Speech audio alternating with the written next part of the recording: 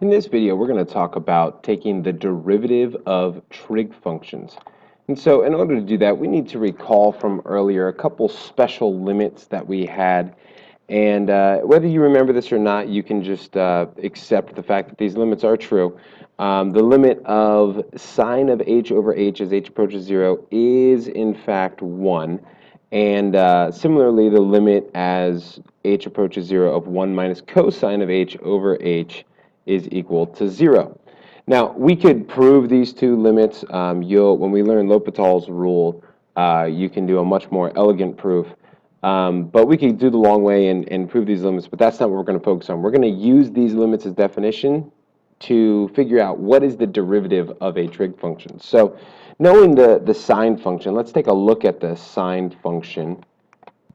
So if we look at a sine graph here and notice the slope of the tangent line is moving. And so as we move across the sine curve, we can see what is the tangent line doing. We notice our slope is changing. We're going from a positive down to decreasing to 0, and then getting to a negative, and then increasing back up to 0.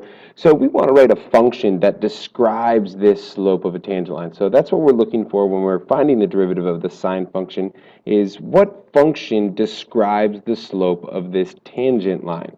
So we're going to attack this analytically here. And so if we want to take the derivative with respect to x of the function sine x, let's go back to the long form here of the limit as h approaches 0 of sine of x plus h minus sine of x all over h as h approaches 0.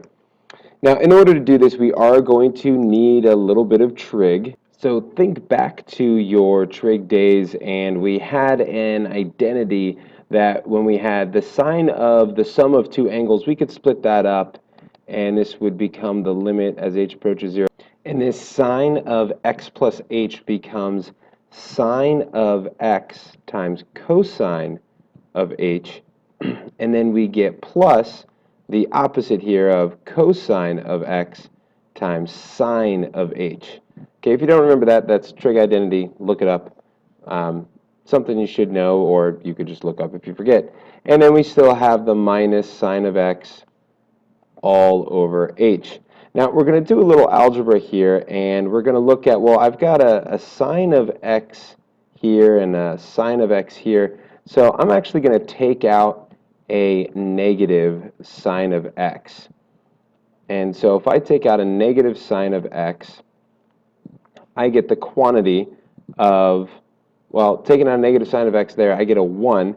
And then I have minus cosine of h all over h.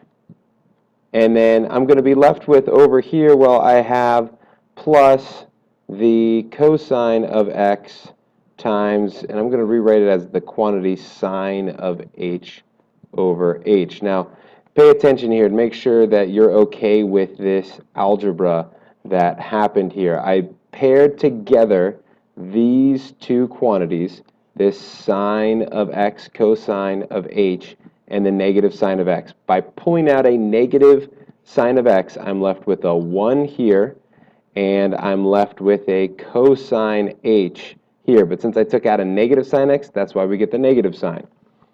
And the whole thing, all of that's being divided by h, so I'm still dividing by h right here. I just decided to keep it in this term, and you'll see why in a second, and pulled the pulled the sine x outside. So, and then what I was left with was this cosine x sine h over h. All I did was just pull out the cosine x to leave the sine h over h. Now, why did I do that? Well, because 1 minus cosine h over h, up here we know as h approaches 0, this approaches 0. So that means that entire term, doesn't matter what this is, that's going to go to the same 0 because we're multiplying by 0. And we know that sine of h over h as h approaches 0, this approaches 1. So when we simplify this, as h approaches 0, we get this whole term off to 0, this term off to 1, and this limit is equal to cosine of x.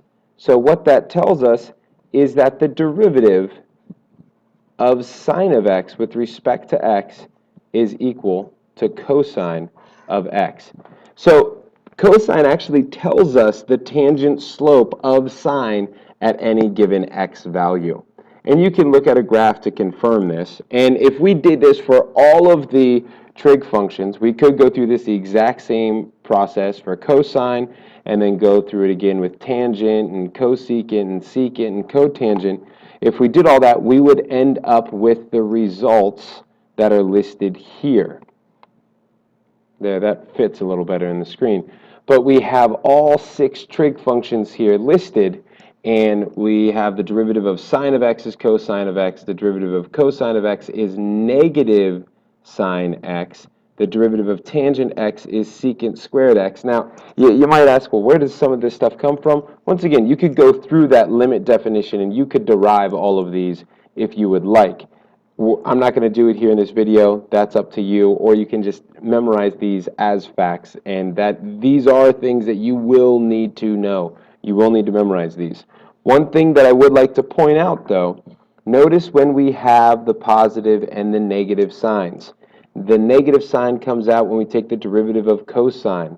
The negative sign comes out when we take the derivative of cosecant. Negative sign comes out when we take the derivative of cotangent. What is the same for all 3 of those? The co. So anytime we take a derivative of a co-trig function, we get the negative sign. Also notice the pairings. For sine and cosecant, we know that those are inverses of each other. We get cosine and then cosecant cotangent. Well, notice what we have with the derivative of cosine. It's very similar to the derivative of sine, just the negative sign.